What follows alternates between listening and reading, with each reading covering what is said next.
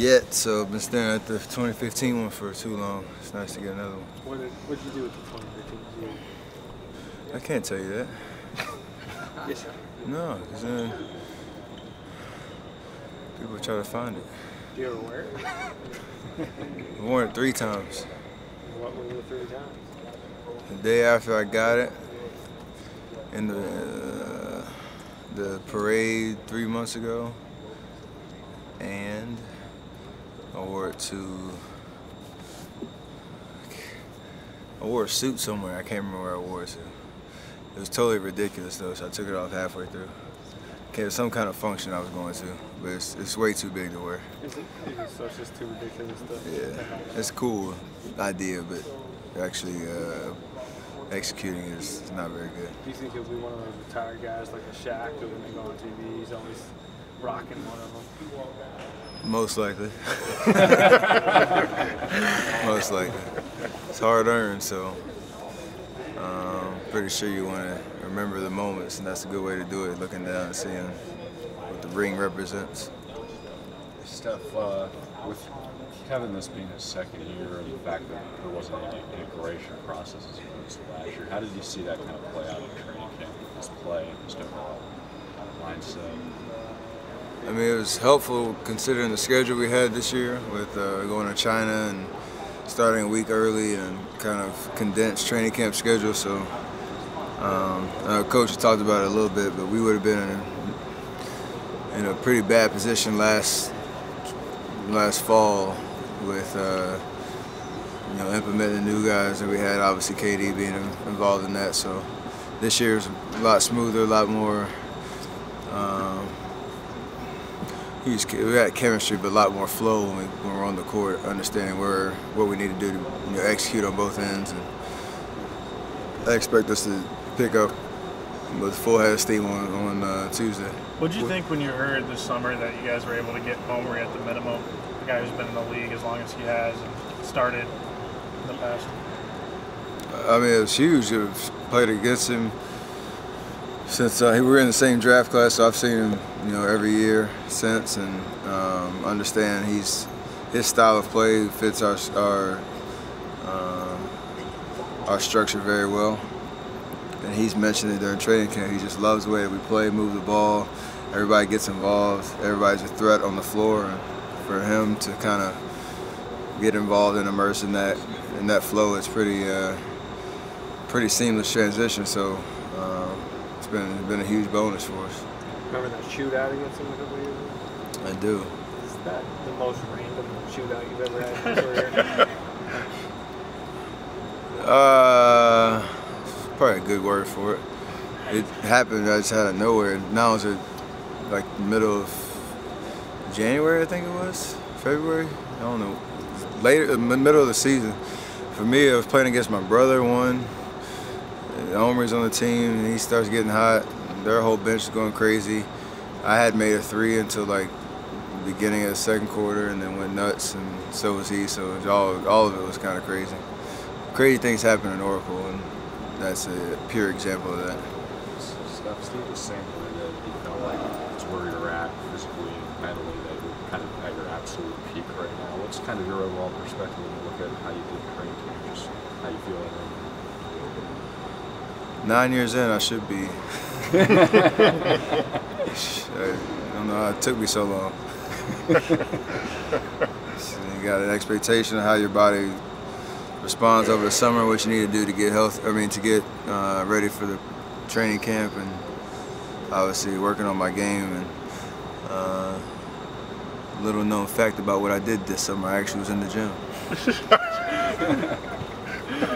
Why would you do that?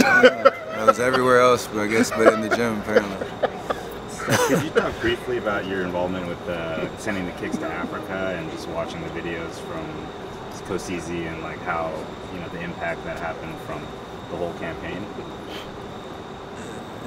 Obviously, a great way to kind of attack the epidemic of kids, contracting. Sorry. Yeah. Contracting diseases through their feet when they're not wearing shoes. And so I went to Liberty last year for their convocation, and spoke and raised a lot of shoes, a lot of awareness for the effort, and he was able to go distribute the shoes. And I know the Tivanair Foundation, who he worked with, is doing a lot of great work as well. So just another way to lend a helping hand and try to create as much awareness as possible for a great cause. I was talking to David West the other day, and he described your three-point shots as a psychological weapon. Do you see it that way, and do you sense that that's what's happening when you start making them like that in a game? For the other team, on the other team, he was saying. I mean, yes and no. Like you can kind of go for those obvious dagger shots and momentum shots where you could turn a 6-point lead into a double-digit lead in 2 possessions, and that's kind of demoralizing, especially if you're playing at home and the crowd goes crazy. And I know we kind of get an extra edge from those kind of runs, whether it's me, Clay, KD doing it, whoever. But at the same time, like game to game, that's not doing it to. That's not the kind of the reasoning. You pull up. It's just that's what I like to do. Have confidence in those shots and have for a long time. So it's gonna be part of my game until I can't play no more. So whatever that does to mentally to the other team is kind of an added bonus, just to have the confidence and the ability to have those kind of moments. Have you reached the point where when you make 1 or 2 in a row, you expect the other team to call a timeout? Because it happens a lot. Yeah, I think I've had a few dumb moments where I make a couple in a row, going crazy, kind of celebrating with my teammates or whatever, and I'm headed to the bench before I even hear a whistle. And then they come down in transition, you kind of have to scramble and try to find your man type situation. So I get ahead of myself a little bit in that sense, but that's kind of the common vibe and for a coach to try to stifle the momentum as best he can with a timeout or whatever, whether it's at home or on the road. Steph, how do you describe your leadership style? I just try to be consistent with my effort, consistent with my presence, leading by example. I'm not the most vocal when it screaming in people's faces, or you could come in the gym and you might not always hear my voice, but know when and how to say the right thing when we need it.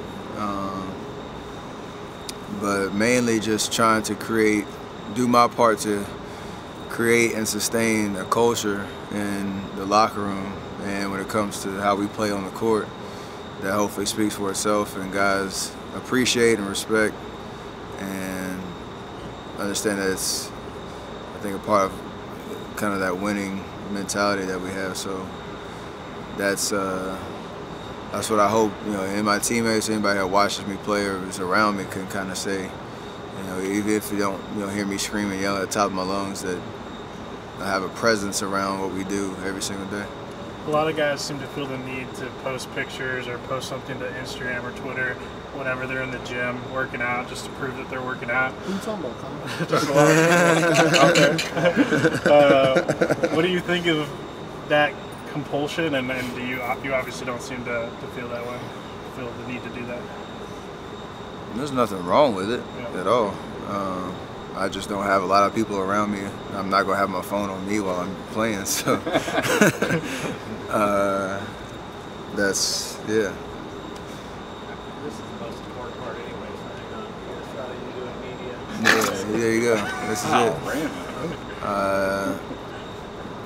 I've done it before. I've shown it when I actually I call it summer legs, when I can actually dunk in the off season, because I don't have to play 40 minutes a night.